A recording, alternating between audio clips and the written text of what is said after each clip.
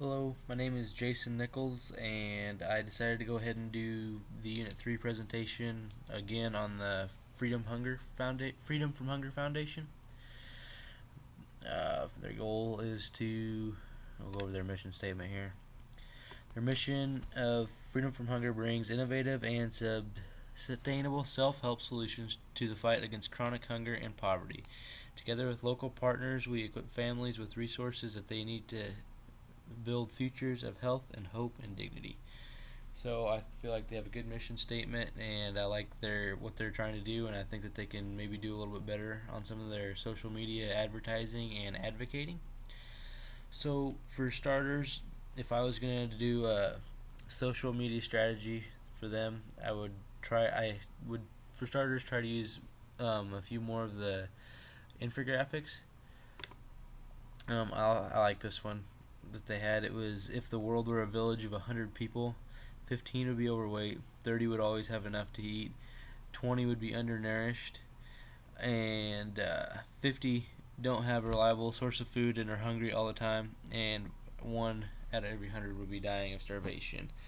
So I kind of like the infographics because it can help to show a reader quick information that can help to put into perspective some of the problems that they're really having in the world that you might not quite realize. Like this, when you put it into perspective of 100 people, that's easier for people to grasp more quickly, I would say, than something that might be a little bit more in depth. So it's kind of a quick way to grab people's attention and get some information out there. And I feel like they already use quite a few of these and things like that, but I think that they can do a better job, and then they can utilize them better on their Facebook and Twitter pages that they already have.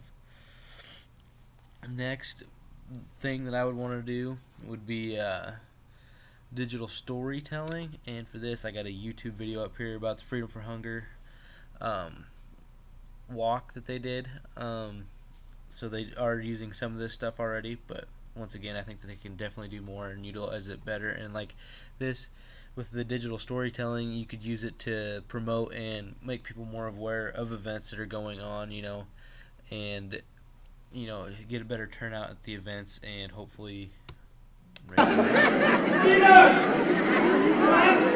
Hundreds gathered at Uhuru Park for the annual Freedom from Hunger Walk. This year's theme is Conserve the Environment for Food Security.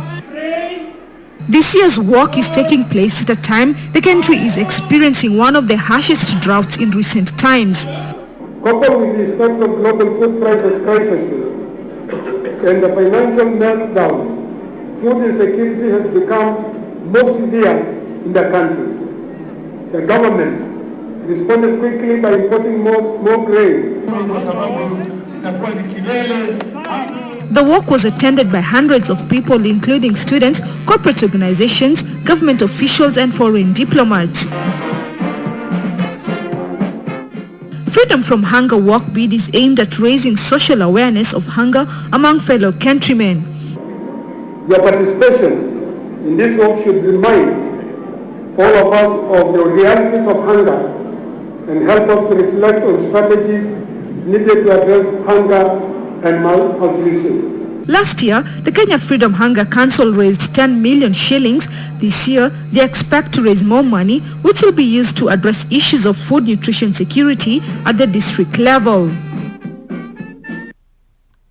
Okay, so that was more of a local video, like she said there. I think that because it can be used just like a TV commercial, digital storytelling is a very useful tool, and it can have if you had people that were affected by these sort of things, telling stories about their poverty and things like that, it could have a more lasting impact on people that might be more willing to get involved and help become more active with things like this.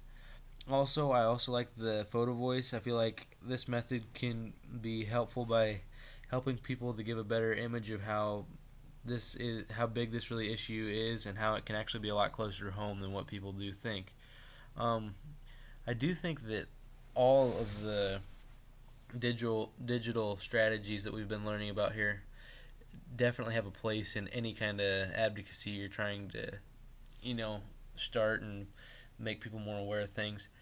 I do think that everything has a time and a place, and that's why I think when you're using social media and trying to promote awareness and things like that, you most definitely need to keep an open mind the whole time you're doing it, and look for those other strategies and thoughts that might help promote things better, and just make people more aware and get people more involved. So that's what I have for you today.